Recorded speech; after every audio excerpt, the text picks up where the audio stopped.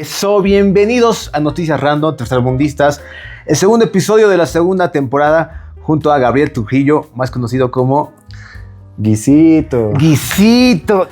Eso, de esa manera quería iniciar la conversación, ¿no? De que te refieras nomás como Guisito, yo me voy a referir a vos como socio. Porque creo que esa es una forma en la que nos hemos conocido y también se ha forjado nuestra amistad, ¿no? Esa es la naturalidad de la amistad que llevamos hace mucho tiempo ya. Es así. Pero hoy, más que hablar de nosotros, vamos a hablar acerca de lo que pasa en el país. Vamos a hablar de algo serio, que es la política. Solamente hablamos de influencer, que no sé quién, que Albertina, que Marco Antelo, pero vamos a hablar acerca de las elecciones 2025 aquí en Bolivia y los postulantes. Y es un tema necesario, ¿no? De tocar.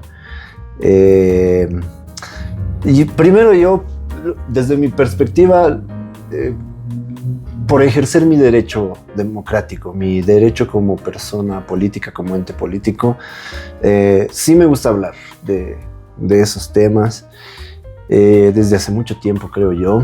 Uh-huh. Y bueno, en estas situaciones siempre hay estos ciclos, ¿no? De elecciones. Aunque la política es dinámica y nunca se termina, ¿no? De entre medio de las elecciones tenemos que tomar en cuenta que suceden muchas cosas políticamente hablando, y es precisamente ahí donde tenemos que enfocar la mirada para generar criterios a la hora de votar, ¿no? Exacto. No solamente dejarnos llevar por el calor del momento. ¿Qué es lo que parece que pasó en la última elección? ¿Qué es lo que precisamente ha estado sucediendo últimamente, ¿no?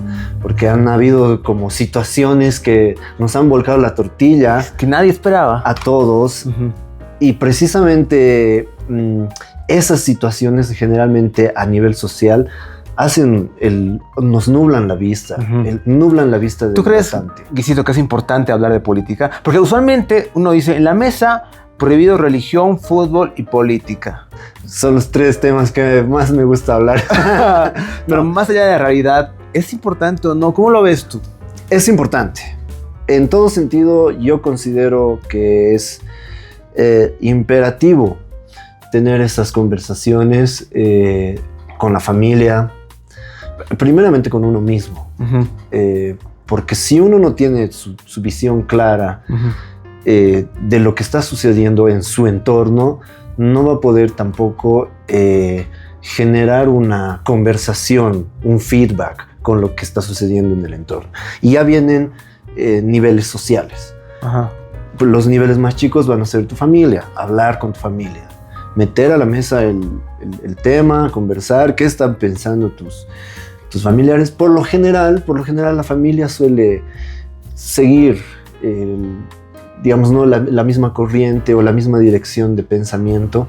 ¿Que seguían antes? ¿O qué te refieres? No, que todos, digamos, que todos conjunto. Y no hay mucha disfunción, digamos, ¿no? A mí me gusta hacer contreras en mi casa. O sea, como que todos dicen ya, todos tuto. Yo digo, no, Lara. A ver qué me dice, cuál es su argumento. Claro. A mí también, te cuento. O sea, no contreras del todo, pero creo que también hay opiniones. Ajá. Y muchas de ellas, las más serias, uh-huh, que deben llevar argumentación. O sea, tienes que saber... Como esto, la política es súper seria y nos afecta, sí o no. Tienes que saber poner a la mesa datos, tienes que saber poner a la mesa referencias académicas, si es posible, uh-huh, o, digamos, referencias históricas, antecedentes históricos. Es necesario poner a la mesa. No solamente... Y ahí es donde se genera esta disfunción que te menciono, donde a la hora de la hora nos dejamos llevar por las emociones. Entonces, no es que no estamos acostumbrados a traducir el entorno, ajá, desde esa perspectiva. Y eso es lo que quieren los políticos, vamos a ser sinceros, sí, ¿no? O sea, como industria, la política, podríamos decir lo que es una industria, porque mueve inversiones, mueve capitales. Entonces, como industria, la política quiere que el ciudadano no cuestione esas situaciones. Uh-huh. Entonces, ahí es donde viene entre elección y elección todo el mareo de que mala administración o corrupción o noticias por aquí, noticias por allá, ajá, un golpe de estado, ¿no? Ajá. Entonces todo eso es parte del mareo social para que a la hora de la hora el votante esté confundido y... Claro, tienes mucha razón, es una industria, no lo había visto así, Guisito. Perfecto. Pero es una industria. Es como, o sea, tienes que verlo como... También es espectáculo, entonces. Espectáculo. Show. El eslogan de Samuel Doria Medina es, por ejemplo, una parte del espectáculo. Que es recontra, pero que es empresario, te hace marketing, sabe la estrategia, claro, sabe el procedimiento. Es parte del tal espectáculo. Cual. O sea, un eslogan es parte de tu show. Es como que la primera... ¿cómo te puedo decir? La primera impresión de lo que va a ser tu producto, tu show en este caso, ¿no? Entonces... ¿Por qué? Analizando a Doria, ahí es donde tenía la tendencia ganadora Samuel Doria Medina, porque todos estábamos entendiendo que había una gran inversión publicitaria, y eso implica no solamente la parte de la imagen, sino que todo la idea... es parte de una inversión, ¿no? Es como Coca-Cola, es como que digamos es como cuando llega McDonald's, con toda la inversión, con toda la plata, con todo el marketing dispuesto a invertir en Bolivia, pero la gente ha preferido, no sé, la hamburguesa de la esquina o pollos Copacabana, porque era tal vez, yo creo que somos muy aquí en Bolivia muy populares con nuestras decisiones finales por el mismo punto de que Lara Paz haya ganado las elecciones sin que haya estado en posiciones altas en las ¿qué se llama? En las encuestas. En las encuestas. Claro, Paz tenía, a los principios de las encuestas tenía una prospección, no sé si está bien el término, de 2%. Sí, recontra era bajito. Entonces uno no estaba confiando en ese proceso o en esa propuesta. Muchos dicen que el trabajo que han hecho, que aunque no ha llevado mucha inversión, pero es un trabajo... 200 pesos. Sí, de publicidad en redes sociales.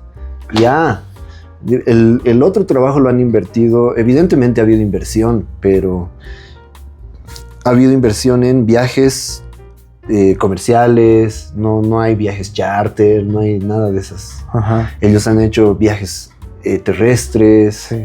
O sea, se dice, ¿no?, que tal vez esa forma de hacer campaña es la que poco a poco ha ido cautivando a cierto nicho de votantes. Otra cosa que hay que tomar en cuenta es precisamente la figura del capitán Lara. Uh-huh. Desde el auge como un arquetipo en este juego político, viene desde el 2023 en que él ha hecho toda esta movida de denuncias a los policías, a las irregularidades en la institución, corrupción. Entonces ahí es donde precisamente ha empezado con sus procesos y ya posteriormente lo han destituido. Eso genera, ¿no?, una historia como personaje. ¿Pero a quiénes les llega eso? Le genera. Porque a mí no me ha llegado, yo no lo conocía a Lara hasta que sale como que no, ganador. Yo escuché, ¿sabes? Y te puedo responder a eso planteándote lo siguiente. Para mí, en toda esta etapa de elecciones, en algún momento que he conversado con otras personas, les he expuesto lo siguiente. Para mí, desde mi percepción, no estamos viviendo una crisis económica porque es económica per se. El verdadero hueco o la verdadera causa de nuestra crisis viene de factores morales. Tenemos una crisis moral. A ver, ¿a qué te refieres? Un ejemplo, no te entiendo. La institucionalidad del Estado se ha corrompido. Ya. Se ha normalizado esa corrupción institucional a lo largo de 20 años. ¿A qué me refiero? Que ciertos caudillos de ciertos sectores sociales, digamos, han hecho su escalada política y han pretendido que nadie ni nada en ningún momento les va a juzgar el meter la mano al bolsillo del ciudadano. Y lo hemos visto con muchos casos. Fondioc, tractores, Zapata, ¿te das cuenta? Y son situaciones que constan o que han radicado en la impunidad. Sí. A lo largo de muchos años. Entonces, tú no me puedes venir con un doble discurso de decirme, como lo han estado haciendo, por ejemplo, Andrónico, Castillo, que la pobreza, que el pobre sigue pobre, pero un ratito. No, el pobre no seguiría pobre si hace mucho tiempo no le hubieses quitado de su boca una cierta cantidad de dinero que estaba destinada a la inversión de proyectos como ser en el fondo indígena. Entonces, ¿cómo me puedes venir a hablar? Y te lo digo por mí, desde mi perspectiva, ¿no? De que aún sigue habiendo una pobreza si tú mismo como Estado has permitido que hayan personas o tal vez grupos, ¿no? Que han ido manoseando precisamente todo eso. Ahora, no solo nos podemos referir a personas. Los últimos casos que hemos visto de malversación y mal manejo de YPFB, por ejemplo. Eso ha sido igual, permitido. ¿Por qué? Porque se ha permitido que ciertas personas entren al negocio, que el negocio funcione de una cierta forma en que beneficie a unos cuantos individuos. Y estos cuantos individuos, en el tiempo inmediato de corto plazo, lo que han hecho es velar por sus bolsillos antes que velar por el bienestar, el futuro, podríamos decirlo, el desarrollo y la estabilidad de cada una de esas instituciones en las que se ha manoteado. A eso me refiero con una crisis moral. Ahora, si sucede a nivel del Estado, ¿cómo podríamos esperar que suceda a nivel personal, a nivel social? Eso implica también que no haya estabilidad laboral, que, como dicen, la gente tenga la necesidad de vivir al día, y que se incremente en datos exorbitantes la delincuencia, porque así la persona dice, no hay condiciones, prefiero meterme a delinquir, es más fácil hacer dinero sucio que realmente buscarme y pelearme las condiciones.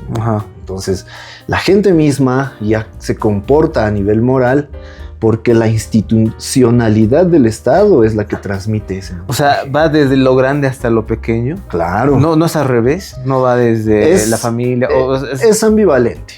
En muchos casos tú podrías decir que es el individuo el que nace, siendo de alguna forma, ¿no? Evidentemente la familia lo forma, pero acuérdate que la familia también es una institución, ¿no? Entonces la familia misma le va a generar un contexto al individuo, pero esa familia está sometida a un contexto más grande y a otro contexto y a otro contexto, y es el contexto líder es el Estado, a cierto nivel, porque siendo conspiracionistas, evidentemente yo creo, así siendo un poquito más locos, que hay un sistema hablemos de conspiraciones fuera del país, digamos, un sistema de los banqueros. Pero ya es así, yo creo que es así. Claro. Que estamos recontra y primero programados para... ¿Quiénes han sido los primeros en invertir en las farmacéuticas? Rockefeller. O sea, más allá de ser banquero, él mismo ha generado un negocio que se va... El negocio de la enfermedad, se podría decir. Autoalimentando en él mismo y ha invertido en el negocio de las farmacéuticas. Entonces, lo que Rockefeller siempre ha tenido en mente es crear personas, sociedades que estén solamente preparadas para el funcionamiento, para la producción obrera, ¿no? La mano de obra. Entonces, no les convenía como élites pero estas cabezas que antes pensé, que nos creían como que nos criaban como mano de obra, ahora ya no es necesario por la tecnología, inteligencia artificial y esas cosas más. Entonces, ¿qué van a hacer? ¿Qué somos nosotros ya? ¿Tú crees? Hacer? O sea, sí, nosotros lo consumimos, quieren que ganemos plata para consumir. Pero ¿a dónde se va todo lo que consumes, todo lo que inviertes en ese consumo? Es al mismo sistema. Al mismo sistema, exacto. Entonces el mismo sistema tiene que generar mecanismos evidentemente ya no tan esclavizantes, pero si te das cuenta sigues siendo esclavo de algo y hoy en día es tu celular, es tu corralito donde tú estás scrollando. Mira, si hablamos acerca de sistemas y todo, a mí me parece que quien está más al servicio del sistema por las cosas que hace y todo eso, me parece que es Tuto. Y quien no es el Lara. Ya. ¿Qué dices tú? Es un antisistema, tal vez inconscientemente, pero es un antisistema y eso le jode al sistema. Para mí es... ¿O no? Para mí, desde mi perspectiva, mal jugado de Lara.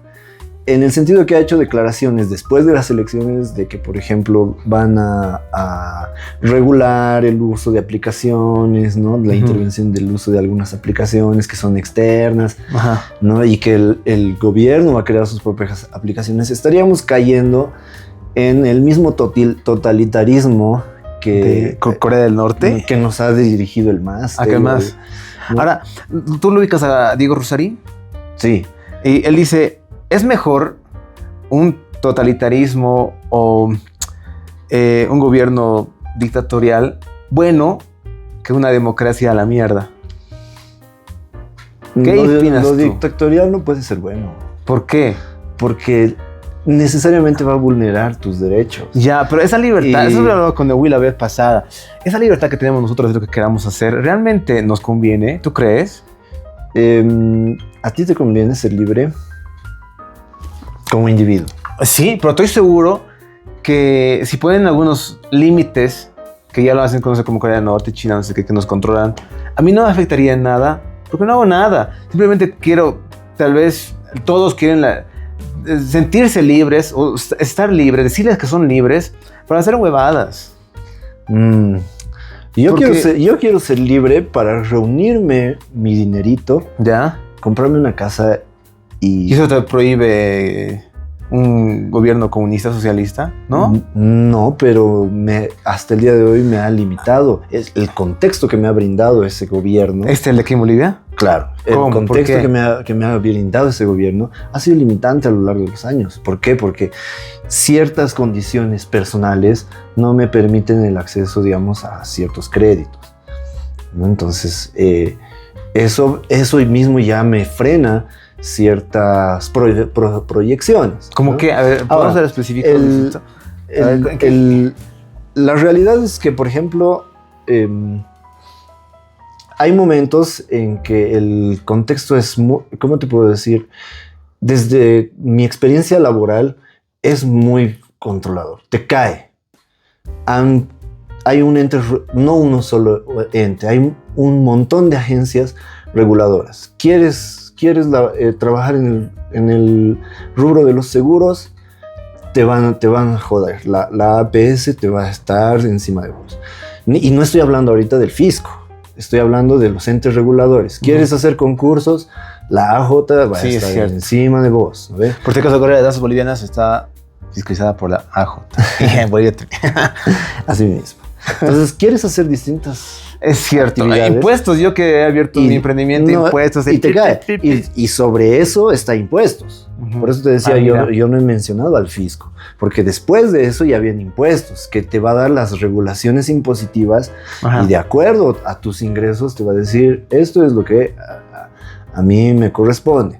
Ahora, ¿dónde se reducen las posibilidades contextuales para un individuo de acceder, por ejemplo, a los créditos? Es cuando toda esa recaudación fiscal se destina, o el 80%, así lo dicen los datos, se destina a la inversión pública. ¿Eres trabajador público? No, yo tampoco he llegado a ser ningún funcionario público. Sí. Entonces todo ese dinero se va que en algún momento yo por mis trabajos de consultoría los he pagado con alguna facturación. ¿Te das cuenta? Sabía esa edad. Mira. Entonces todo eso estamos pagando a los funcionarios. Se va a toda la función pública, y ese dinero que podría ser bien invertido en el bienestar de la sociedad, del pueblo, como comúnmente le han dicho en estos últimos 20 años, no está cumpliendo esa función. Y para colmo, que el mismo ciudadano tributa, sostiene la balanza, el tablero del Estado, para colmo de eso se piden créditos externos. Para colmo de eso el Banco Central ha estado financiando cosas. Entonces, ¿y cómo eran? Porque ya esta realidad que estamos analizando la hemos vivido en nuestros 20, 30 años, ya conscientes, gente que sabe, que hemos estudiado. Pero cuando éramos chiquitos, los gobiernos de antes, ¿cómo llevaban esa parte? ¿Cómo era? No mejor? ¿Era peor? ¿Era igual? No había sistema. Eso era lo malo. No es por decirte que ha sido mejor o ha sido peor. No habían sistemas inculcados. Hoy en día todo es tecnológico. Ya. Puedes reducir fácilmente tu aparato estatal tecnologizando los procesos. ¿Podríamos copiar algún gobierno? ¿Algún gobierno que sea tal vez ejemplo? Es que no se puede copiar en ese tema. No copiar, pero se pueden adoptar ciertos. Sí. Y esa ha sido en realidad esa es la historia de la política. Todos los países, todos los logros grandes de determinados países siempre han sido como inspiración, por así decirlo, para otros países. Y no me refiero a últimos tiempos. Me refiero desde las civilizaciones antiguas. Los griegos han sabido inspirar, los romanos han sabido inspirar. Hasta el día de hoy utilizamos derecho romano, utilizamos pensamiento, lengua griega, que proviene del latín. Entonces, son o han sido, mejor dicho, logros institucionales estatales que a lo largo de la historia han ido inspirando. Y hasta el día de hoy es así. Suena inspirador, por ejemplo, un modelo chino. Ya, sí. Suena inspirador. O sea, no te voy a decir, es falso que hoy en día el chino sea comunista radical.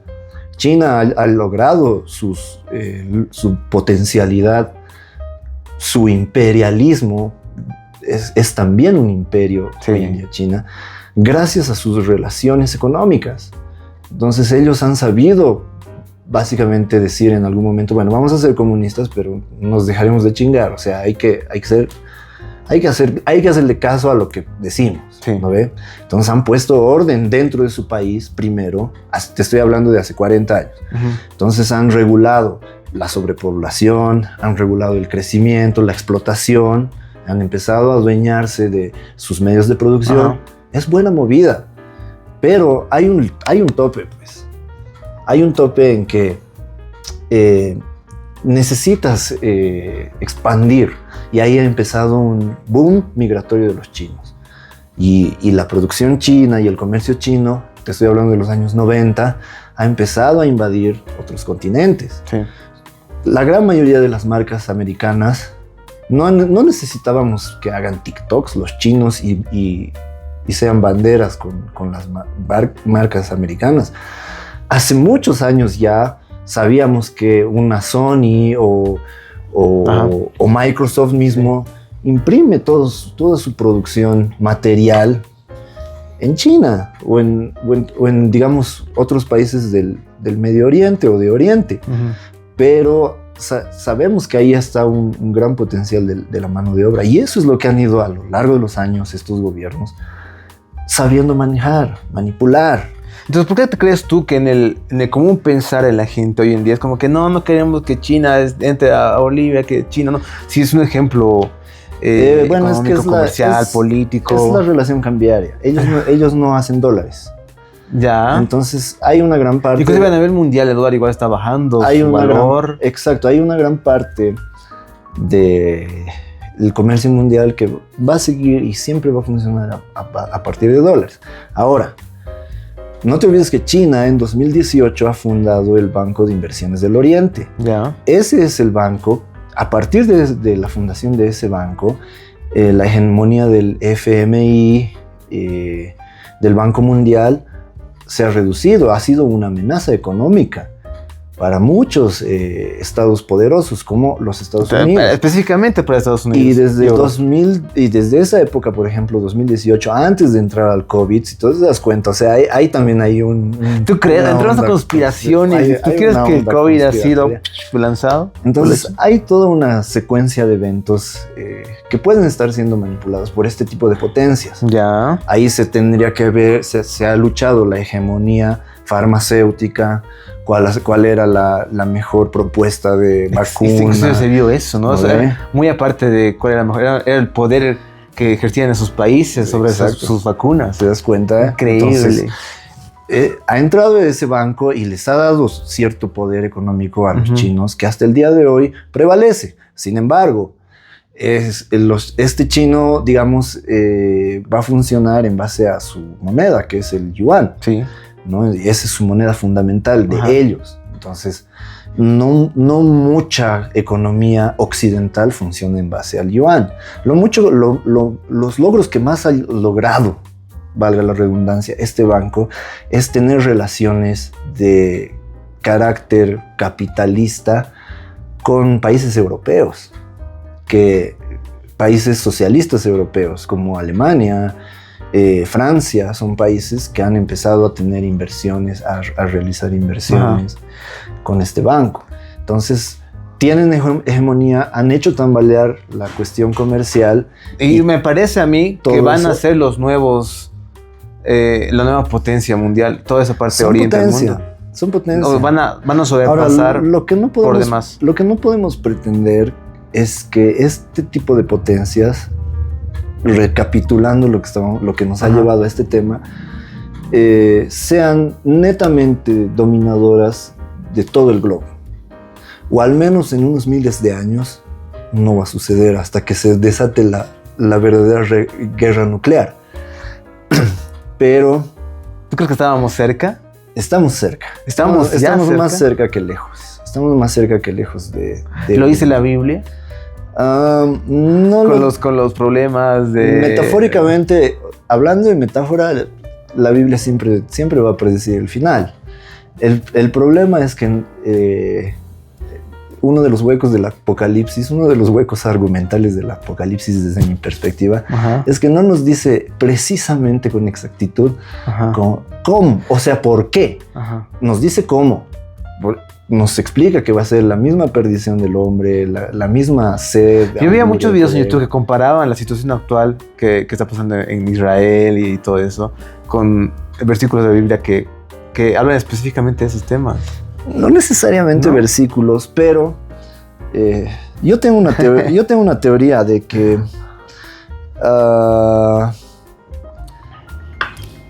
Israel es un pueblo que le gustan las profecías. Y la misma Biblia nos ha demostrado que por más creyente o fe que tengas en Dios, si llegas al borde de la locura para complacer a ese Dios, hay cosas que medio no te van a detener. Y esta es la idea de hacer guerra, ¿no?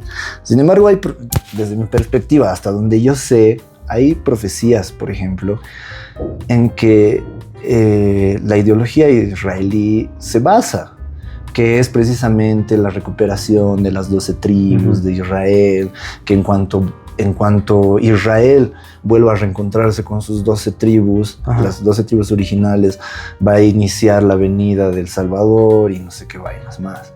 Entonces, son obviamente metáforas, profecías, pero el hombre está hecho para creer, para dejarse llevar por esas cosas. Me gusta lo que tú has dicho de que el hombre está hecho para dejarse llevar por ciertas cosas, y traigamos eso para aquí y otra vez para Bolivia. Hablemos de Lara, que es la sensación del momento, alguien que yo de verdad no sabía de él hasta estas elecciones, y la popularidad que está ganando. Ahora, hablemos de lo que dice, no dice, que está en las noticias, y la vez pasada hablábamos con Will de eso de marketing, que a veces no hay noticia mala, simplemente que es marketing, y va a decir, mientras él esté presente y esté vigente, ya está ganando. Sí. ¿Tú lo has analizado? ¿Lo has analizado? Claro, por eso te hablaba de la moralidad al principio. del hueco moral en que hemos caído como institución. Y él está apelando a eso. Tanto como sociedad. No es que está apelando, no sé si conscientemente, ¿no? Puede ser una actitud inconsciente, esta forma de querer generar una personalidad, un perfil, ¿ya? Sin embargo, yo creo que mucha gente también se ha dado cuenta de este hueco moral del que te hablo. Sí. O sea, que ha dicho realmente, pucha, sí, el masismo nos ha robado. Yeah. Y yo lo he escuchado. O sea, para serte sincero, conversando con personas, sí hay personas masistas con las que he conversado, que en algún momento han sido masistas, que me han expresado y me han dicho, sí, ¿sabes qué? Me siento engañado. Igual el masismo nos ha estafado. Pero la estafa del masismo, más que todo, sucede a ese nivel, a nivel demagógico. Han utilizado demasiada demagogia. Pero la política es demagogia. Pero ellos han apelado a una demagogia muy triste que apelan todos los socialistas, que es esta, la del pobre, la del pueblo, ¿no ve? Entonces, yo te mantengo pobre porque tienes que ser pobre, si no, no te voy a poder vender estas palabras bonitas que te estoy diciendo, y si no te vendo estas palabras bonitas que te estoy diciendo, no vas a votar por mí. Eso es por nuestra población, porque mira, justo vi un análisis en TikTok de un tipo, no sé quién era, que antes de las elecciones dividía a Bolivia en 3 grupos: derecha, popular, indígena. Dice, toda la derecha se va a ir entre Tuto y el Doria. Toda la parte indígena se va a ir entre el MAS, Andrónico y Nulos.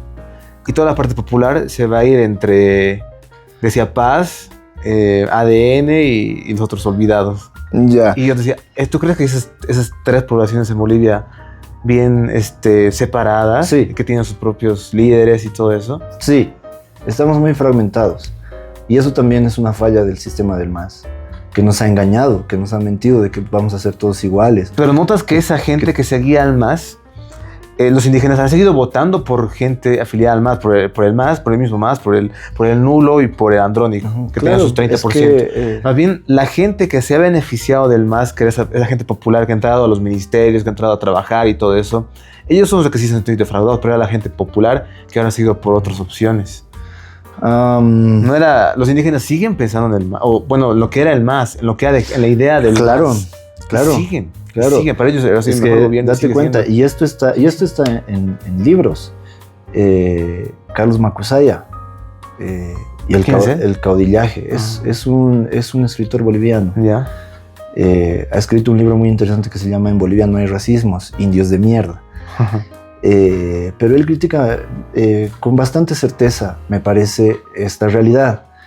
Y es lo que tú decías. Hay, por ejemplo, un grupo de personas que yo les llamo los verdaderos desclasados.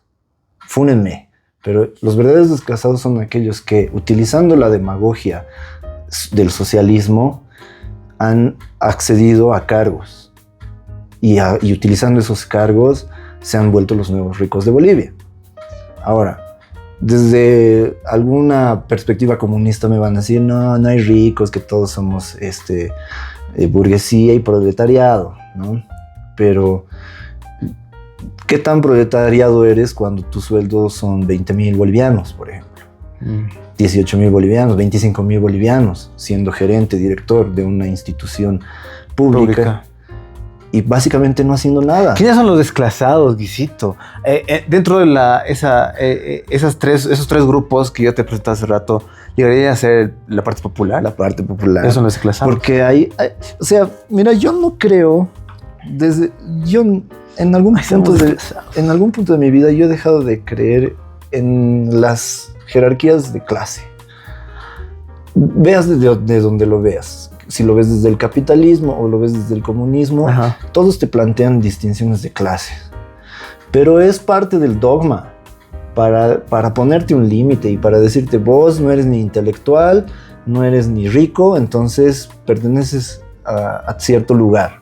Entonces lo que quieren hacernos las ideologías es colocarnos en cierto lugar. Sí, es lo que hace el marketing también. En cierto punto yo he dejado de creer en eso, de que hay gente que tiene su plata, hay gente que tiene su plata.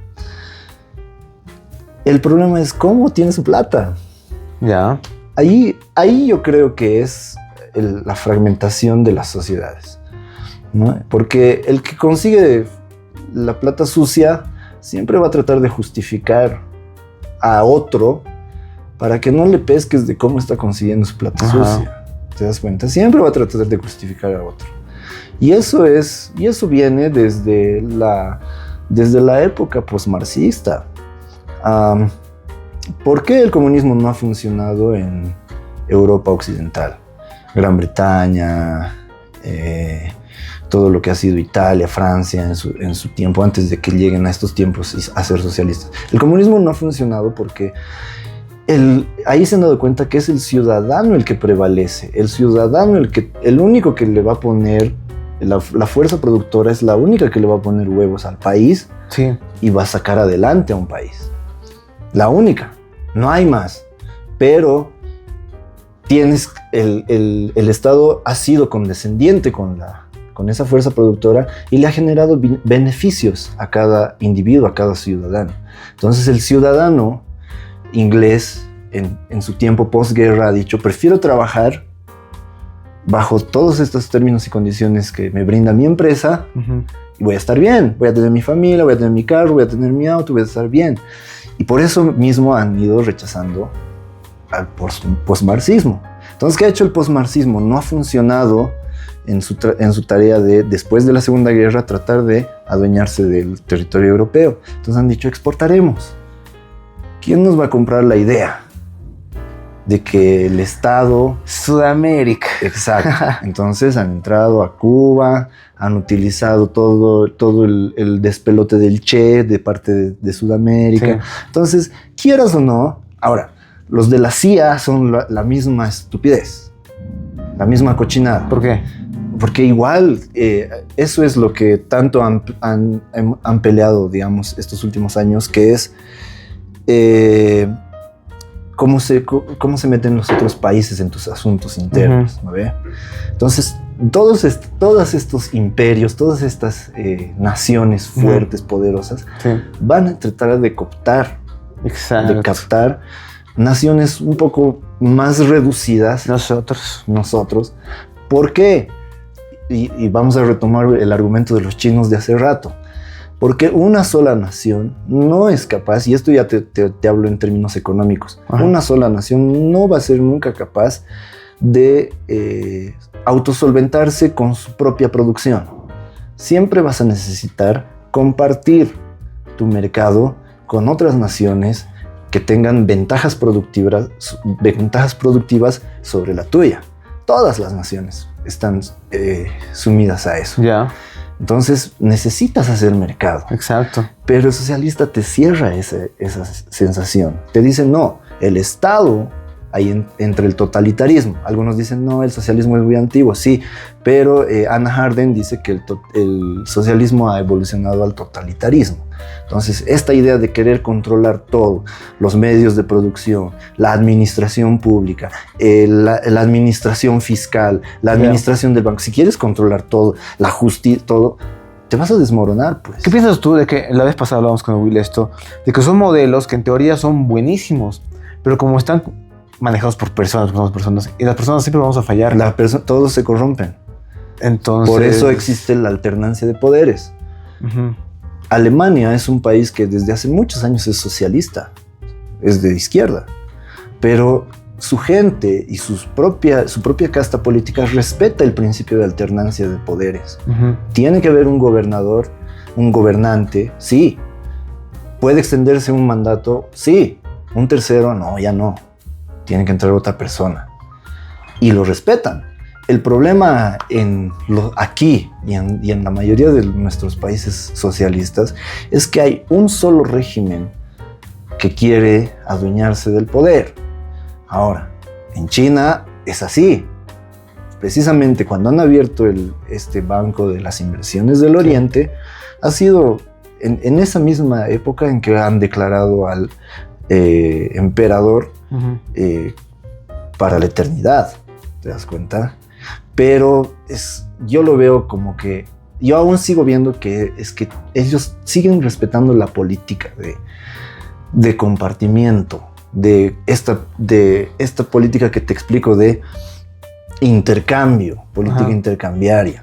Saben que por más imperio que sean, hay cosas que ellos mismos no van a ser potencia. Y hoy lo tenías, hoy o ayer creo que era a Putin en China. Está haciendo relaciones en China. Entonces, por si son re cuates. Son cuates. Entonces tienes que saber manejar tus relaciones. A eso me voy. En nuestro país eso es lo que nos han cerrado, nos han hecho creer que no queremos nadie y que somos... No, sí, sí tenemos cuates, pero eran cuates afiliados a la ideología política. Pero los mantienen de bajo perfil. Eso es algo que a mí nunca me ha gustado en estos gobiernos masistas, que hay negociados afuera, pero no son ni los mejores, y los mantienen de bajo perfil para hacernos creer como ciudadanos que hay pues soberanía, que tenemos soberanía y que podemos con nosotros mismos. Pero a la hora de la hora, toda la crisis... Claro, necesitamos eso. Es que no podemos ser islitas. No podemos ser solitos, ¿te das cuenta? Es cierto. Entonces, cerrar las fronteras, los mercados internacionales, bajo la idea de que nosotros tenemos soberanía, nos está cerrando mucha calidad de vida, mucha calidad de productos. Ha sido cerrarse por ideología, nada más. Exacto. Nada más. Y yo te lo estoy hablando con evidencia. Yo lo he estudiado en la carrera de administración de empresas. Uh-huh. Y esto sucede en 2006. Hasta 2006 que ingresa el MAS, todavía USAID está en Bolivia, USAID. Uh-huh. Era, digamos, el canal por el que más inversión americana recibíamos como país en distintos proyectos. Salud, agricultura, muchos proyectos. Entonces, hasta al 2009, el MAS saca a estas instituciones, sí. Los bota y nos vende el sentido de la soberanía con la nueva constitución política del Estado. Uh-huh. Ahora, ¿dónde entra el sentido comparativo? Perú se queda trabajando con USAID en esa época. Uh-huh. Hasta antes de echar a USAID, nosotros teníamos el mercado de la quinoa. Nuestra quinoa se vendía muy bien y teníamos muy buenos proyectos de producción uh-huh. de la quinoa que se vendían a los Estados Unidos. Entonces se va USAID de nuestro país y USAID se queda en Perú. ¿Y quién se apodera del mercado de la quinoa? Los peruanos. Entonces ahí te das cuenta, por ejemplo, cómo el mercado y el precio de nuestra quinoa se reduce casi en un 90%. Entonces, hemos terminado ganando el 10% de lo que antes que se vaya USAID ganase. Inclusive creo que nuestra quinoa se vende a Perú y de Perú se va a otros lados y diciendo Perú que es peruano. Industrializa muchas cosas de aquí. Entonces hemos perdido. ¿Qué tal si se intentó eso? Y no se pudo? Tratando de ser optimista con la idea de que se intentaba hacer. ¿O realmente querían cagar? Realmente han querido cagarnos. Realmente han querido cagarnos. Y hablando de cosas del MAS y cosas que han pasado en el gobierno del MAS, lo han metido preso a todos los que han hecho la revuelta el 2019, era, ¿no? Camacho, Pumari, Áñez, y hace un par de días están libres. Y ya Camacho hace todo un show. Inclusive vi memes en Facebook de Chavo Ruco que está con sus camisitas y gorritas así saliendo. Y la gente... Yo estaba de viaje ese día, no estaba muy atento a las noticias, pero veía que en todo lado era Unitel y Red 1 transmitiendo como si el Papo hubiese llegado, no sé qué, como todo un rockstar. Sí. Y dice, ¡buah! Es el surgimiento de caudillos. Para empezar, tenemos que tomar en cuenta que son una figura de caudillos, un arquetipo de Salvador. Uh-huh. ¿Ya? En su momento, en el 2019. Uh-huh.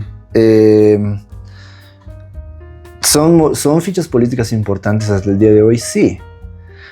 Pero lo que te iba a preguntar es, me decías hace rato, la dictadura, hay dictaduras buenas.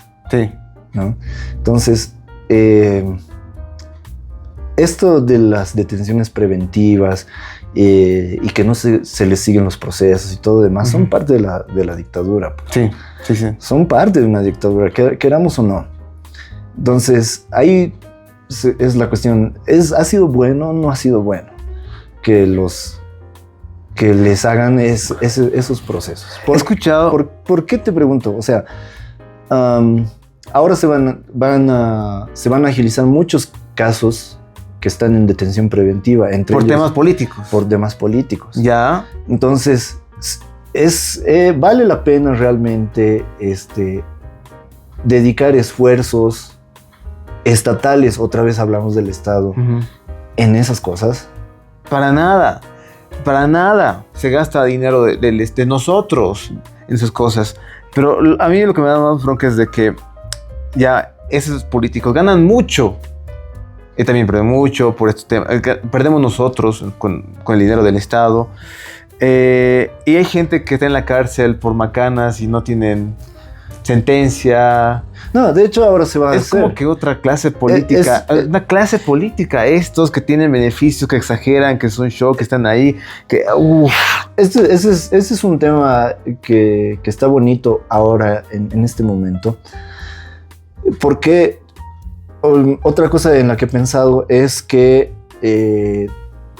entre el Rodrigo Paz o entre el Tuto, ambos tienen en sus planes de gobierno una auditoría y una fiscalización a todos los funcionarios. Tarde o temprano tenía públicos que llegar eso, sí o sí, para los antiguos gobiernos. Y mejor que llegue eso en este momento. Entonces, la institucionalidad del Tribunal Supremo de Justicia, que son los vendidos, que se venden al gobierno de turno. Exacto. Eso se ha embarrado durante todos esos años. Volvemos al tema de la crisis moral que te hablaba. Entonces se ha embarrado todo eso y tienes de 15,000 reos que habían hasta el año 2014, al día de hoy hay 33,000 reos en las cárceles.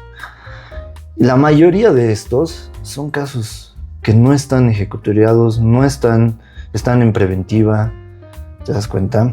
Entonces, ha habido un cambio también en el Tribunal Supremo de Justicia y lo que yo pienso que está sucediendo es que se está tratando de enjuagar un poquito la imagen de estos últimos años. Ahora, ¿cuál es el hecho que me lleva a esa conclusión? Es que después de lo de Camacho y de Pumari, se ha mandado ya una orden a los tribunales departamentales en que todos estos casos que no están con sentencias empiecen a ser nuevamente... ¿No solo políticos? No solo políticos. Ojalá. Claro, porque hay mucha gente y ha sido motivo de amotinamiento. ¿Pero lo han pegado al Pumari? En las crisis, en las cárceles. Porque... El Pumari estaba pegado, ¿no? Con su nariz así. Creo que se ha hecho operar. No. A mí me han comentado, tampoco soy muy al tanto, que lo han pegado en la cárcel porque eso hacen los reos cuando le liberan a alguien. Ah, ya. Y yo, puta. Bueno, los reos tienen sus culturas internas. Yo he estado en Chonchocoro recientemente, el año pasado. ¿Has ido a hacer algún estudio? He ido a hacer visitas por estudio. Ya. Y... Contanos cómo está la cosa por ahí. Las condiciones son jodidas. Me imagino. Porque de tantos reos que hay, realmente... Bueno, claro que en Chonchocoro están los realmente peligrosos, o los que sí han cometido delitos que ahorita no los pueden apelar. Pero las condiciones son deplorables. Por ejemplo, necesitamos un sistema penitenciario como el de Bukele, desarrollado, evolucionado. Yo no diría tan bueno. Está muy bueno el sistema penitenciario de Bukele, que muchos países están confiando en ese sistema penitenciario y están mandando a sus reos ahí. Entonces, la cosa está en el nivel o el porcentaje de capacidad de reinserción que te está brindando el sistema penitenciario. Entonces, nuestro sistema penitenciario no está teniendo logros para que los reos puedan reinsertarse. Y eso te acumula, pues. Exacto. Te infla. Hay un dato que a mí me parece súper loco, que también lo dice Rusarín. Nosotros estamos más cerca de entrar a la cárcel que de ganar $1 millón. Todos nosotros, la mayoría. Sí. Dice, qué loco. Sí. Y es cierto. Claro que sí. Es un dato perturbador. Porque hoy en día esas condiciones son terribles. Cualquiera puede estar ahí. No solo por las condiciones, ¿no? O sea, claro que es que está viendo, es una época donde hay mucha transformación jurídica, ¿no? El ingreso de las tecnologías, la IA y todo ello, trae consigo un sinfín de consecuencias negativas para la sociedad. Sin embargo, es precisamente todo este derecho romano que nos ha guiado de tantos años como civilización, que no ha estado preparado, por ejemplo, para esas cosas, ¿no? Entonces, hoy en día, ¿y cómo vas a controlar eso? Creando leyes. Y eso te hace más vulnerable a quebrantar una de estas leyes y entrar en la cárcel que precisamente ganarte Nos quedaremos en casita, nada más. Es terrible. Ahora, eso es lo bueno de Lara, en el sentido de que, que le ha dado votos al partido del PDC. Porque como te decía, hay gente que se ha empezado a sentir engañada por el MAS, precisamente, pero se ha dado cuenta de que precisamente por factores de corrupción, factores negativos.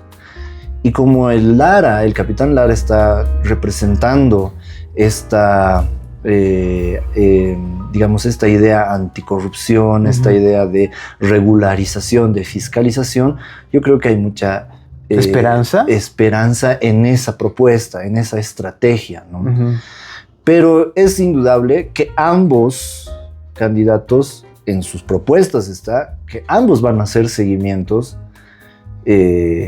fiscales, van a fiscalizar a funcionarios públicos. El capitán Lara dijo, policías, vamos a ver autoridades del pasado, sus familias, para ver quién ha metido mano al bolsillo del Estado. Y eso me parece a mí, esa es una medida, más que traer dólares en 90 o en 100 o en 80 días, es una medida neural más importante, es regular todo eso, para que el político del futuro se dé cuenta que no puede meter fácilmente mano al tesoro del contribuyente. Y así debería ser, sí. Así tiene que ser. Para mí es un punto neurálgico, y eso arreglas ese hito y vas a empezar a arreglar muchas otras cosas de nuestra situación actual. No se soluciona trayendo dinero, porque vas a traer dinero, yo qué sé, vas a traer $100 millones. De los $100 millones, ese 60% se va a quedar en tu gente. Sí. En tus funcionarios, en los presidentes, directores que van a ejecutar esos presupuestos. El 70% de todo ese dinero igual se va a quedar en esa gente. Si no se cambia nada. Si no se cambia el castigo a la mala manía que hemos tenido a lo largo de los años de meterle la mano al bolsillo del Tesoro General del Estado, porque al final de cuentas es la plata de todos nosotros, viejo. Y malversar, a mí me ha enojado mucho desde el 2019, porque ahí, o sea, yo me he dado cuenta y he dicho, están malversando todo lo que mi viejo, mi tío, mi mamá ha aportado. Hemos aportado, hemos trabajado, hemos laburado, están malversando todo eso. Y o sea, no me parece correcto. Y eso es lo que para mí es lo que primero que hay que darle un giro de tuerca a esa vaina antes que traer dólares, antes que otras cosas. ¿Tú ya estás seguro por quién vas a votar la segunda vuelta? La verdad no. ¿Todavía estás pensando? Todavía lo estoy pensando. Porque me gustan las propuestas. He leído, me he dado el lujo de leer las propuestas.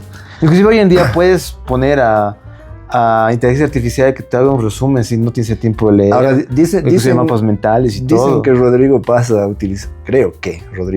utilizado inteligencia artificial. Leyendo mira, yo he estado utilizando inteligencia artificial. ¿Cómo? Mucho tiempo. Ya. Y leyendo la propuesta, sí tiene así como que unos dejitos de que esto no lo ha escrito un ser humano. Un ser humano, sí. ¿Puedes notar eso? Sí, imagínate cuando hay cosas así. Sí. Hay cositas, digamos, ¿no? Ciertas características del... Leyendo la de Tuto, por ejemplo, tiene un formato más académico. Un formato que más se lleva con lo que estoy ahora estudiando, que es la psicología. Entonces, he visto eso. Pero ambos van no por las mismas, pero van por las mismas corrientes estratégicas para irle dando solución a nuestra crisis, porque estamos en crisis, No nos vamos a estamos pasando muy mal. Y está afectando a muchas personas. A todos nosotros. Entonces, ahí tenemos que hacer prevalecer nuestro derecho democrático y darte, como decíamos a un principio, esto de conversar en la mesa, darte el lujo de enojarte. Si hay alguien que realmente, o sea, no porque sea izquierda o derecha, si hay alguien que realmente no está viendo esta realidad, enójate.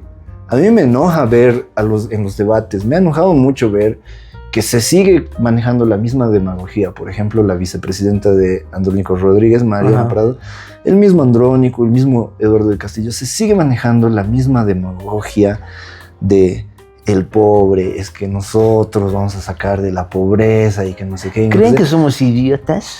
El pobre es tu modelo de negocio, hermano. O sea, ya no me la vendas, ya, o sea, vendeme otro tipo de cosas. Ahora, una cosa que quiero destacar de estas últimas elecciones es que muchos de estos postulantes han tenido el valor de salir a debatir. Menos Andrónico, hasta que lo han obligado. Andrónico ha ido a ciertas entrevistas y lo he visto, ¿no? Y ahí igual también me he dado cuenta, no está preparado. Sí. No es para dirigir un país, Andrónico. ¿Ya? Pero a lo que me voy es que el ejercicio de la dialéctica, el conversar, es muy importante en un panorama democrático. Ahí se construye. Ahí se construye la idea, ahí se construye el criterio. Exacto. Y decimos, ¿qué está diciendo este? ¿Qué está diciendo este otro? A ver, los resultados son también, desde mi perspectiva, no tiene mucho que ver con que lo han manoseado, que los masistas se han ido a este lado y los izquierdistas se han ido a este otro lado. No tiene tanto que ver con eso, sino que se ha manejado un ejercicio de dialéctico y que y que la población misma ha podido sacar sus conclusiones. Lo que no hacía Evo Morales. Exacto. En ninguna elección, desde que el MAS es verdad. Gobierno, Evo Morales no ha ido a los debates y él siempre ha impuesto su forma de pensar a la idea de gobierno que tenía, y ahí te das cuenta pues que es sesgos, un montón de sesgos. Entonces la gente ha seguido o es seguidora de Ahora quiero preguntarte, ¿qué tan...? Más por pasión. Ya, sí, exacto. Que porque a país. No nos ha vendido una idea de patriotismo Evo Morales. Nos ha vendido... y no a nosotros, y no a todos, ¿no?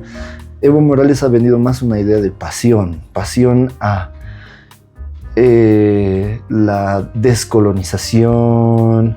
Independientes. Pasión a la soberanía. Pasión al Estado plurinacional. Sí. ¿no? Nos ha vendido más una idea de pasión que de verdaderamente un sentido crítico.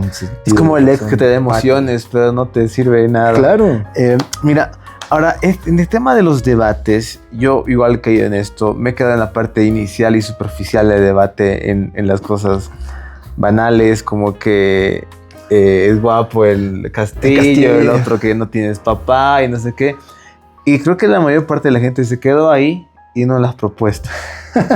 Ahora, ¿tú crees qué tan importante es un debate? Sí es importante, pero ¿por qué la gente llega hasta cierto punto y nada más? No quiere saber más, o no tiene tiempo, o no le interesa, o se deja llevar. ¿Cómo nos hemos dejado llevar hace tiempo? Por la parte emocional y por cómo se ve y cómo se vende. No creo que es que no nos dejamos llevar. Es que no hay...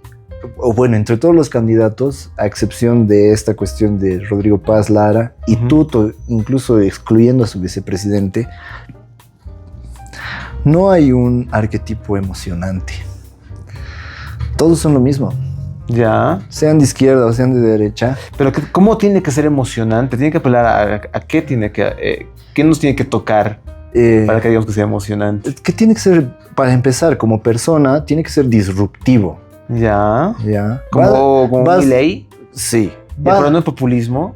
No tanto. ¿Por qué? O sea, puede caer en populismo, sí. Pero yo te digo, en nuestro país, o sea, hablando de nuestro país, el político que te habla bonito, tranquilo y serenito, ya se fue con Evo Morales. Porque esa ha sido la clave como de personalidad a la que ha apelado Evo Morales, ¿no? Que te hablaba bien, pero no era disruptivo. No, era. Hablaba contra Estados Unidos. Más disruptivo en ese sentido ha sido hasta el Álvaro García Linera. Ya. Pero bueno, ahora de qué ha generado su emoción Evo Morales, eso es indudable, no te estoy diciendo que no. Ahora, el día de hoy necesitamos una autoridad así. De que la necesitemos imperativamente, no sé si será la solución inmediata, pero posiblemente con el futuro. ¿Por qué necesitamos ese tipo de gente? Porque hace cosas, porque alguien disruptivo hace cosas, porque te compromete con su discurso. No porque hace cosas, sino porque llega. Pero más llega a hacer palabras, pues. Llega a la gente. ¿Quiénes son así? Es que claro, al final de cuentas, que llegues a la gente no es el final del camino. Ajá. Porque al final tienes que... No es ningún tipo de garantía. Tienes que ejecutarlo. Y eso es lo que a Lara le están criticando ahora. Que ha dicho, o sea, Rodrigo Paz quiere ser presidente, pero si mete mano yo también lo voy a joder. Uh-huh. Y eso me parece bien, no sé por qué lo están criticando. Desde mi perspectiva me parece una buena declaración. Porque, sí, bien honesta, digamos. Claro, porque tienes que hacer seguimiento a la persona que estás poniendo a ese lugar. No solamente se trata de decir, yo soy el próximo caudillo y no me miren lo que estoy haciendo. ¿Ve? Todos te tienen que mirar y tú tienes que estar dispuesto. Eres funcionario público, tienes que estar dispuesto a mostrar tus manos y decir... Ya sabemos por qué me va a votar el visito. No, es una... Yo cuando veía las noticias decía, ¿por qué le están criticando por esto? Pero bueno, también es parte, te lo iba a decir hace rato, es parte de la emoción del calor de ese instante, por ejemplo, que el Castillo sea visto como el guapo, digamos, ¿no? De la fórmula, o del guapo de la contienda. Candidatos, exacto. Claro, entonces ahí te das cuenta también qué está comiendo tu sociedad. Bueno, ahí te digo. ¿Qué está ingiriendo? ¿Qué tipo de percepciones está teniendo la sociedad? Por eso mismo Will decía que no cree en la democracia porque no todos deberían votar. Y yo, Es una verdad. Ahora, verdades no son absolutas. Nada de verdad, nada que te vendan como una verdad es absoluto. ¿Ya? Pero verdad es verdad hasta en el momento en que lo analices, lo pienses un cacho y digas, pucha, es duro, porque es funable la idea más hoy en día. ¿Me entiendes? Con toda la historia de que hemos peleado por el voto. Aparte que todo ofende, sí. Que los esclavos. Entonces, y todo hoy en día ofende. Pero la democracia, te lo decía hace rato, ¿no? O sea, la democracia tiene que funcionar dentro de una balanza de criterio. Y esa es la balanza de criterio que te va a dar la disyuntiva entre izquierda y derecha, ¿no? Pero si no hay esa balanza, o sea, tampoco le puedes llamar democracia. Tiene que haber gente o pensamiento de un lado. Exacto. Y tiene que haber pensamiento del otro. Si no hay esa balanza, no puede funcionar la democracia. ¿Te das cuenta?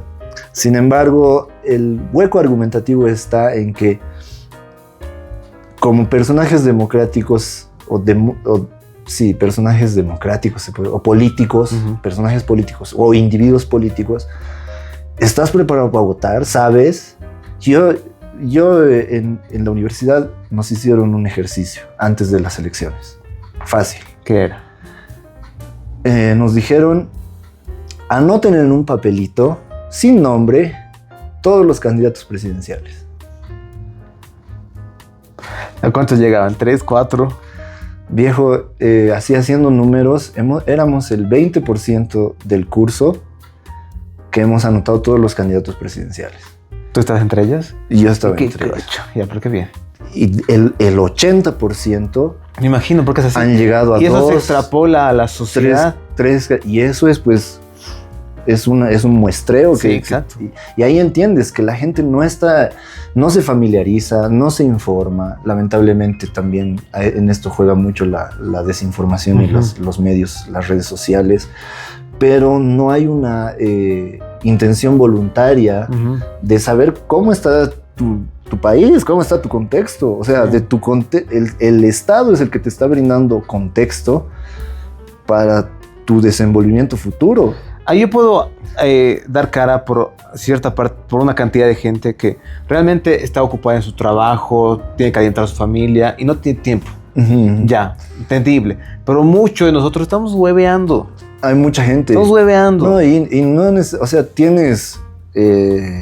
mucha gente vive en lo informal y creo yo que esa es una condición que te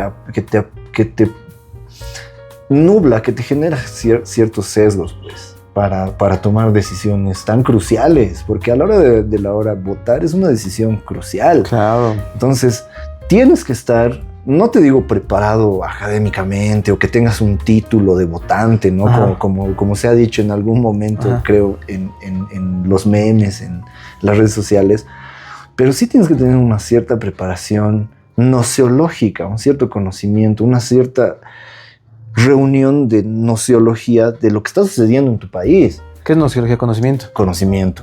O sea, tener conocimiento de tu sistema de salud, tu sistema educativo, tu sistema de seguridad, cómo está funcionando tu justicia, entender y decir, no, me están tomando el pelo, no, los policías son corruptos. Oye, Quesito, ahorita aprovechando que tu carrera, de cierta forma, digamos, no tengo el tiempo de estudiar la propuesta, tener conocimiento de mi entorno, porque estoy bien enfocado en trabajar por mi pan diario.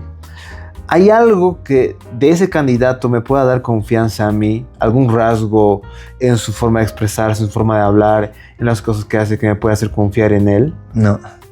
O sea, me puede estar totalmente actuando. Todos tienen asesores políticos.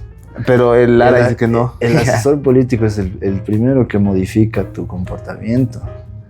¿No son reales? No son netamente reales. El Lara tiene un video donde está hablando y no sé si será su esposa, no sé quién le dice, pues, ya deja ese discurso de... Tal vez su esposa es su asesora. No, ¿te das cuenta? No es que sea su asesora directamente, puede que sí, puede que no, pero ya modifica ciertas cosas que este personaje va a mostrar al público. Entonces es difícil, no es tan fácil como decir, sí, su lenguaje corporal. No, porque puedes leer el lenguaje corporal en un determinado momento. Pero eso no es una garantía de que mañana te llegue un maletín de billetes y vendas tu conciencia política a ciertos intereses. No es una garantía, ¿te das cuenta? Y ha sucedido, hemos visto, tenemos tránsfugas en tribunales, magistrados, diputados, senadores. ¿Te das cuenta? O sea, no importa que digan que estén preparados, hay un momento en que van a quebrantar su moralidad, el papel que están asumiendo y van a terminar engañándote. Otra pregunta, entonces, que va de acuerdo igual al tema de la psicología. Digamos, nos muestran lo que su asesor quiere que nos muestre, los políticos. Ya, digamos, tienen esa fachada. Entonces, podríamos llegar a averiguar acerca de su vida íntima, las decisiones que han tomado con sus hijos, con su esposa, con su pareja, y tratar de extrapolarlo a lo que puede hacer en un gobierno. Digamos, yo sé que el tuto se ha divorciado, es un divorciado y se ha vuelto a casar. Esa decisión que ha tomado en su vida privada puede llegar a afectar en decisiones para el gobierno si llega a ser presidente. Depende. Es una respuesta bien psicológica. También la respuesta que le encanta a la ciencia. Depende. ¿Ya? Yo te voy a poner un ejemplo y vamos a hacer un silogismo aquí. Los policías son violentos. Lara es policía. Sí. ¿Cuál es o como el meme que decía, ¿cómo puedes creer en el Lara si es un Paco? Por eso. ¿Te das cuenta? O sea, no, pero a donde quiero llegar es, los policías son violentos. Lara es policía. Sí. La conclusión es que Lara es violento. ¿Te das cuenta? Es pertinente que... Es una lógica muy simple. Que hagamos un juicio de esa manera. Es un silogismo que nos va a dar una guía, sí. Pero como tú dices, ahondando en la vida independiente, quién sabe, quién sabe... me has hecho recuerdo un pensamiento que tenía el otro día. Yo conozco de mi madre solo lo que me ha conllevado ser su hijo. Puta. Y te estoy hablando de tu madre, que es una persona la más cercana a vos. Ajá. Hay una historia de vida de tu madre. Exacto. Que por más que te la cuente, eso va a estar ya sometido a su percepción. Tú no la conoces. Y ahora aplicarlo eso para otras personas. Nunca en la vida vas a llegar realmente a conocer a una persona. Exacto, entonces, los políticos son mediáticos, son personajes públicos y evidentemente van a estar siempre expuestos a que nosotros hagamos Tal vez podríamos apelar a los datos, a las estadísticas. Digamos, claro. Ya, un divorcio puede ser mitad sí, mitad no. Por si todos 5 divorcios, claro. Ya, aquí tiene algo. O si es o te hacía el ejemplo de Lara, o si es un pegador, digamos, en su familia, ¿no? Que es un violento, agresor, golpeador, digamos. Entonces ahí, claro, la puedes dudar y puedes decir, ¿qué tanto va a cambiar el sistema que está proponiendo esta misma persona? Pero ¿de qué son indicios? Claro que son indicios, ¿no? Sus conceptos que tengan de matrimonio, los conceptos que tengan de familia, de amistad, de todo, ¿no ves? Al final de cuentas, todos, o sea, gobierne quien nos gobierne, creo yo que nos induce una cierta forma de creer, una cierta forma de pensar. Lara y el mismo Rodrigo Paz, por ejemplo, en sus discursos después del 17 de agosto, han mencionado mucho a Dios, que la fe y todas esas cosas. Entonces, por ejemplo, ese ha sido ese es un discurso que resuena en ciertas personas que piensan distinto, ¿no? Que piensan que no es necesario, por ejemplo, la intervención de un Dios o de la fe en sistemas políticos, ¿no? Pero hay personas que sí, que consideran que si eres un hombre, digamos, correcto, creyente, vas a actuar bien, vas a poder ser un buen líder, ¿no? Sí. Entonces, también modifica la percepción, claro que sí, de la sociedad, de uno mismo, de tu entorno. Claro que esas partes de tu historia personal modifican la imagen que tú muestras a otros, pero no son determinantes, como te dije a un principio. O sea, nos pueden mostrar una cosa y mañana bolsita negra con billetitos. Yo me imagino que todos van con esa buena intención, pero han llegado a corromperse con el tiempo con el que han estado en el gobierno o con poder, de cierta forma, en cualquier ámbito. Cualquiera, exacto. Y aquí yo hago un comentario funable. Cualquiera. O sea, no solo hombre. ¿Un niño? Incluso la mujer. Claro, no, peor la mujer. Incluso la mujer es... o sea, como género hablando, ¿no? Vas a andar medio que, ay, qué machista, que no sé qué, no. Pero es para darte un ejemplo. Es que desde la literatura filosófica, normalmente leemos que el hombre es así, el hombre es así. Bueno, cuando yo digo hombre me refiero a ser humano, digamos. Exacto. Entonces ahí vienen ciertos huecos argumentales o sesgos interpretativos de decir como que no, el hombre, no. Ajá. O sea, el ser humano como individuo, seas hombre, seas mujer, estás siempre predispuesto a ser corrompido.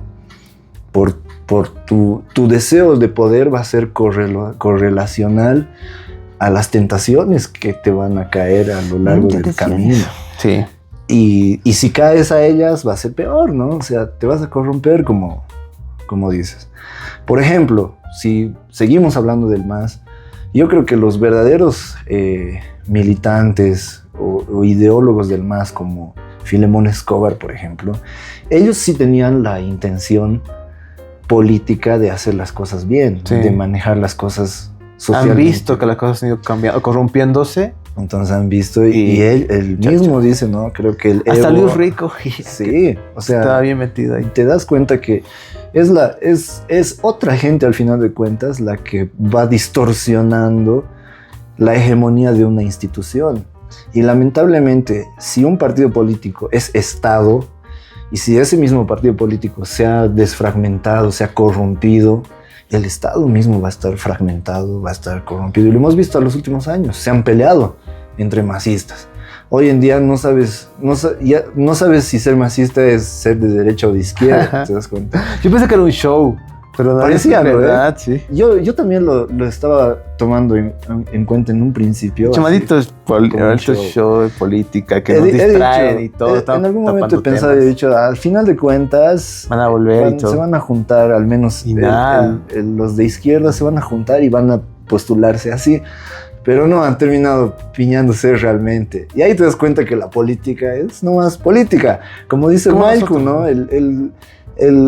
¿Qué es la política? Dice, es quién mama mejor a quién. Así nomás es.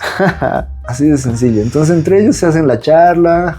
¿Quieres jugar conmigo o no quieres jugar? Ah, ¿no quieres? Bueno, entonces yo me llevo mi pelotita. Así nomás es todo. Como Kiko. Por eso también la gente, ahora retomando, digamos, el caso PDC, Partido Demócrata Cristiano, hay gente que piensa que, por ejemplo, hay ciertas alianzas o ciertos charles con el movimiento al socialismo. Y se ha demostrado, ¿no?, que hay ciertos senadores o postulantes a diputados que... Pero la gente política va a estar siempre política porque ya se ha acostumbrado a vivir de eso. Viven de y eso. Se va a vender a que mejor pueda y...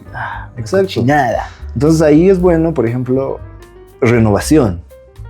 Y por eso pero esa renovación teníamos nosotros. ¿Tú quieres ser parte? Yo realmente no. Yo aceptaría. Ya. Sí. ¿Por qué no estás metida en Yo esas cosas? aceptaría. Creo que no tengo la suficiente jalada. Tal vez empieza desde chango. Porque es que hay otra cosa, y lo leí esta mañana en un artículo que es importante.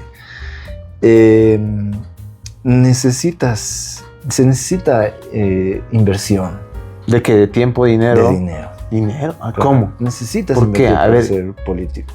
Porque tienes que hacer... ¿No es boquita nomás? No es boquita nomás. Porque yo pensaba, no estoy seguro, de que empiezas en el colegio cuando eres parte del centro de estudiantes, te vas a la U, eres parte del centro de estudiantes, luego estás con los vecinos, eres parte de la junta vecinal y luego vas a tu distrito y ahí te metes a la política. Como que entre labia y contactos y eres parte de la política. ¿Y pero ¿dónde entra el dinero? En los contactos, ¿qué tienes que hacer? Pues los contactos que no tienen dinero, lo mucho que te van a dar es su voto. O sea, el contacto que no tiene dinero, o la gente que no tiene dinero, lo mucho que te van a dar es su voto. Los contactos que sí van a invertir en tu campaña, en tu movida, en tu promoción como político, esos son los que al final de cuentas van a terminar. Pero puedes no tener dinero, pero conocer gente que tiene dinero y convencerlos. Claro. Claro que sí, eso es funcional. Y eso le ha pasado a Evo Morales. Que a través del movimiento sindical de los cocaleros, entonces eso también ha habido inversión, ¿no? Es saber tener una boquita de oro. No es solo la boquita. Yo te digo, hay políticos que lo que hablan es armado y son buenos solamente repitiendo lo que tienen que decir. Entonces no solo depende del político, va a ser realmente su entorno político, qué tan bien juega. En ese sentido, por ejemplo, a Tuto no le juega muy bien su candidato a vicepresidente. ¿Tú crees? Sí, lo he visto también en los debates y me parece que... A ver, hablemos del vice de Tuto, pero quisiera dame un ratito, quiero ver si seguimos grabando. Hubo un pequeño detalle técnico. Ahorita volvemos. Y hablemos acerca del vice de Tuto, que está entre... A mucha gente lo ama, a mucha gente lo odia. Sí, es que es lo que te decía hace rato, por ejemplo. No me parece un personaje muy disruptivo. Si lo comparas, por ejemplo, con... Álvaro García. Creo que intentó ser disruptivo, diciendo, hagamos Bolivia sexy, no sé qué, llegaron unos cuantos. Pero bueno, sí es tratar de ser disruptivo, pero no es lo que necesitamos ahora. Con un sector muy pequeñito, tal vez. No es lo que necesitamos. Claro. No, dijo, hagamos que ser funcionario público sea sexy. Y sea sexy de nuevo. No, pero, ojo, te retruco. Si tomas en cuenta, por ejemplo, esta idea de que para votar hay que estar preparado, por ejemplo. Hay que... Ser funcionario público también ha sido muy denigrado. Y te lo comparo con una experiencia bien empírica. Cuando yo me encantaba ir de chiquito al desfile de TEAS. Ya, ¿a ti te gustaba o te obligaban? A mí me gustaba. ¿Por qué? Me gustaba ver las bandas, me gustaba ver las teas, el fuego, ese civismo. Ajá. Cuando yo iba de chico, hasta un poquito antes de precisamente el MAS, era fascinante. Ir a una parada militar, era fascinante ver a los militares gallardos, altos, con los caballos, marchando, pues así, toda una actitud imponente de todo un cuadro social. Lo propio en un desfile.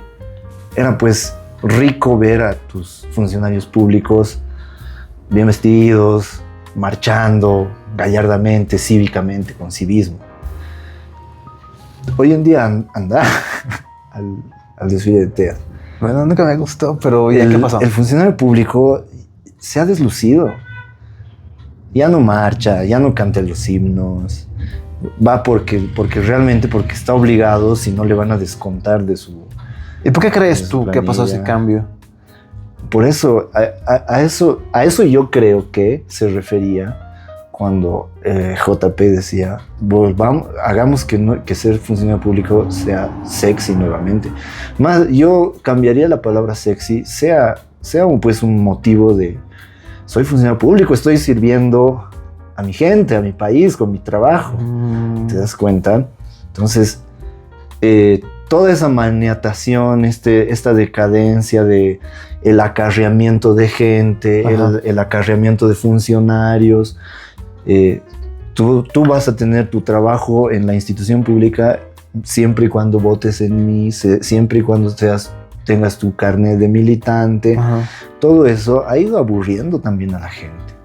Entonces el funcionario público en los últimos 10 años ya no era cívico, ya no era gallardo. No había notado eso. Iba a sus presentaciones ya por obligación. Exacto.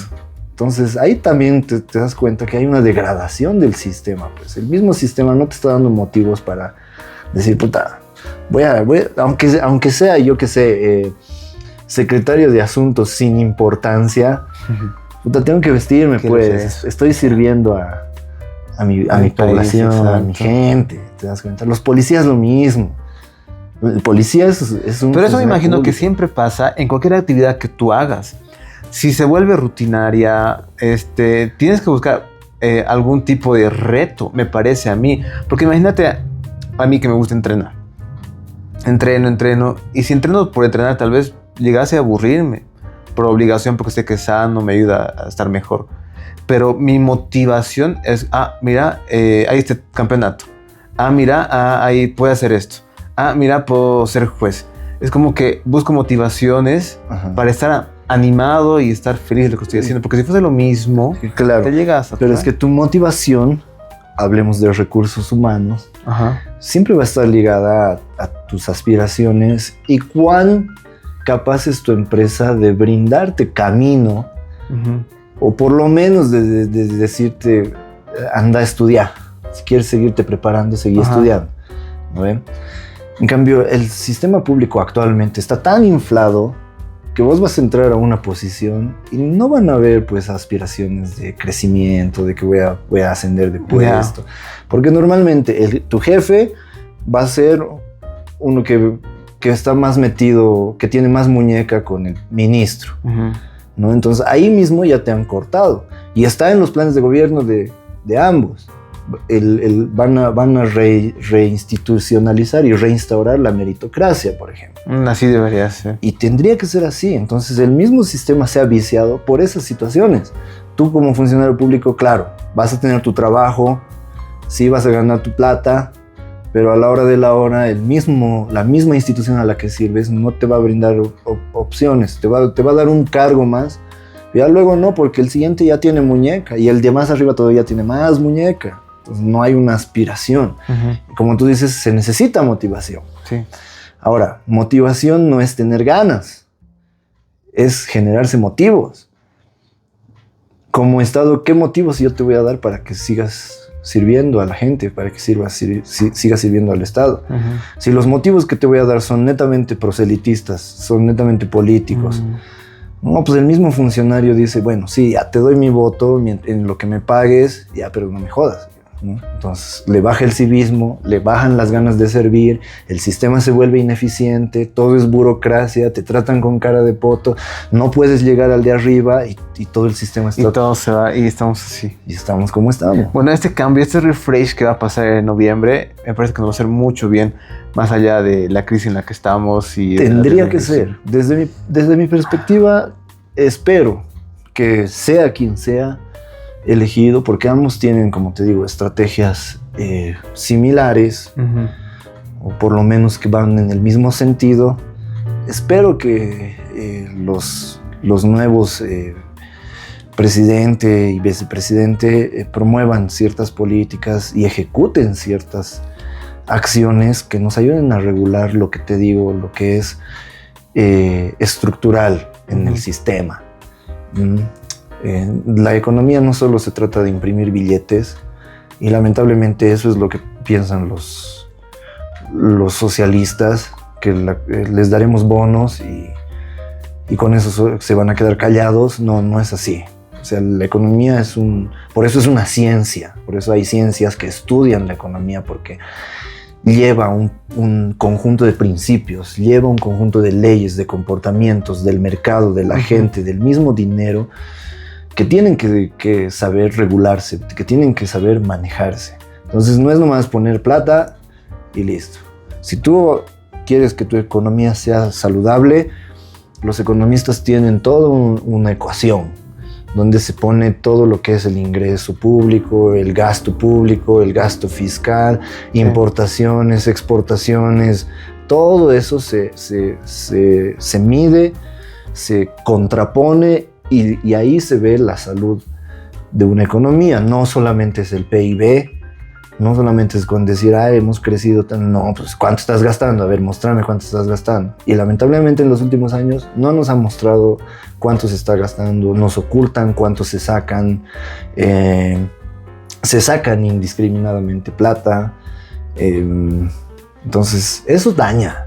Seas de izquierda, de derecha. Al fin y al cabo, todos esos datos van a salir una vez que el gobierno nuevo esté ya gobernando. Ojalá. Todo eso va a salir, porque me imagino que también va a ser su excusa. No vamos a poder hacer esto porque obvio, nos han dejado obvio, así. claro y que sí. todo eso va a Claro salir. que sí. Porque van a haber muchas cosas. O sea, no va a ser magia. Sí, no va a ser magia. No va a ser muy difícil. No va a ser es un magia. país Por difícil por eso a mí el modelo propositivo de Doria Medina no era el más correcto.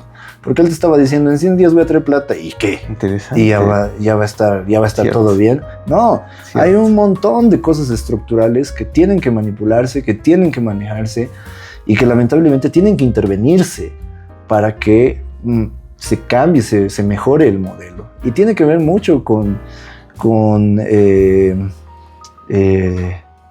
mucho con todo lo que te decía. Tienes que regular exportaciones e importaciones, sí. Tienes que regular imposiciones fiscales a los empresarios, sí. ¿Tienes que traer inversiones? Sí. ¿Tienes que reducir el gasto público? Sí, tienes que reducir el gasto público. Entonces hay un montón de cosas que se tienen que hacer, y eso no solamente es con billetes, es poniéndole huevo. Tienes que ser honesto. En algún momento nos van a decir no hay plata, estamos jodidos, estamos cagados, pero estamos haciendo esto, estamos cambiando esto, y esos cambios son los que yo como ciudadano espero que sucedan lo más discretamente y lo más concretamente rápido, como para que nos arreglemos. Porque la economía dice, o sea, la tendencia económica, cuando hay una crisis, te dice que eso va a tardar entre 20, 25 y hasta 30 años de arreglarse. No es de la noche a la Mira, mañana. entonces, y así va a tardar ese tiempo. ¿Tú crees que el nuevo gobierno que entre después de este tendría que ser de la misma línea política o el mismo gobierno para que siga trabajando en lo que ha empezado a hacer? Pero si son 20, 30 años, son pues ¿cuántos? Sería por ideal. lo menos 2, 3 Sería- gestiones. No, pero te estoy por la hablando constitución que hizo. de una crisis así política. Y está en los libros. O sea, las recesiones económicas duran generaciones en cambiarse.